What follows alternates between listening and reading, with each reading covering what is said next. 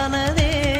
காதல் என்ற மந்திரத்தின் மாயம் என்ன, கல்லும் முள்ளும் இப்போது பூவானதே. வானவில்லின் துண்டொன்று மண்ணில் வந்து யாருக்கும் சொல்லாமல் பெண்ணானதே. தென்மேற்கு பருவக்காற்று